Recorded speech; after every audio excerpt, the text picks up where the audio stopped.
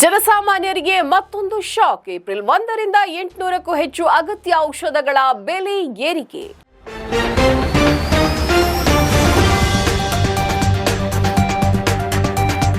ಹಣದುಬ್ಬರದಿಂದ ಕಂಗಾಲಾಗಿರುವ ಸಾಮಾನ್ಯ ಜನತೆಗೀಗ ಮತ್ತೊಂದು ಆಘಾತ ಎದುರಾಗಿದೆ. ಅಗತ್ಯ ವಸ್ತುಗಳ ಬೆಲೆ ಏರಿಕೆಯ ಬೆನ್ನಲ್ಲೇ ಈಗ ಜೀವನ ರಕ್ಷಕ ಔಷಧಗಳ ಬೆಲೆಯೂ ಏರಿಕೆಯಾಗಲಿದೆ. ಏಪ್ರಿಲ್ 1ರಿಂದ ಜಾರಿಗೆ ಬರುವಂತೆ ಸುಮಾರು 800ಕ್ಕೂ ಹೆಚ್ಚು ಅಗತ್ಯ ಔಷಧಗಳ ಬೆಲೆಯಲ್ಲಿ ಹೆಚ್ಚಳವಾಗಲಿದೆ ಅಂತ ವರದಿಯಾಗಿದೆ. ನ್ಯಾಷನಲ್ ಫಾರ್ಮಾಸ್ಯೂಟಿಕಲ್ ಪ್ರೈಸಿಂಗ್ ಅಥಾರಿಟಿ ಈ ಬೆಲೆ ಪರಿಷ್ಕರಣೆಗೆ ಹಸಿರು ನಿಶಾನೆಯನ್ನ ನೀಡಿದ್ದು, ಇದರಿಂದಾಗಿ ಪ್ರತಿನಿತ್ಯ ಬಳಸುವ ನೋವು ನಿವಾರಕಗಳು, ಆಂಟಿಬಯೋಟಿಕ್ಸ್ ಹಾಗೂ ರಕ್ತದೊತ್ತಡ ಮತ್ತು ಮಧುಮೇಹದಂತಹ ದೀರ್ಘಕಾಲದ ಕಾಯಿಲೆಗಳ ಮಾತ್ರೆಗಳ ದರ ದುಬಾರಿಯಾಗಲಿದೆ.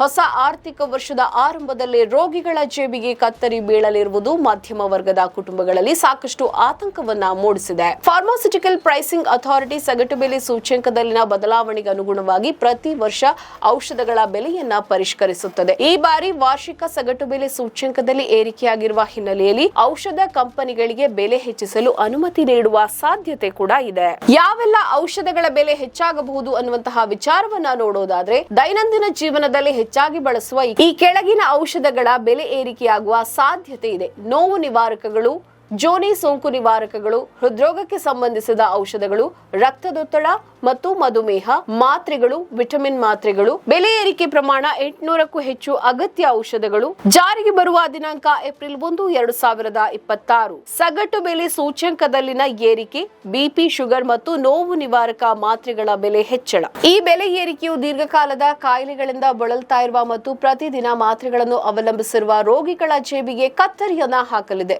ಹೊಸ ದರಗಳು ಒಟ್ಟಾರೆ ಏಪ್ರಿಲ್ 1ರಿಂದಲೇ ಜಾರಿಗೆ ಬರಲಿವೆ. ನಮ್ಮ ಈ ವಿಡಿಯೋ ನಿಮಗೆ ಇಷ್ಟ ಆದಲ್ಲಿ ಲೈಕ್ ಮಾಡಿ, ಶೇರ್ ಮಾಡಿ, ಕಮೆಂಟ್ ಮಾಡಿ ಮತ್ತೆ ಸಬ್ಸ್ಕ್ರೈಬ್ ಮಾಡಿ.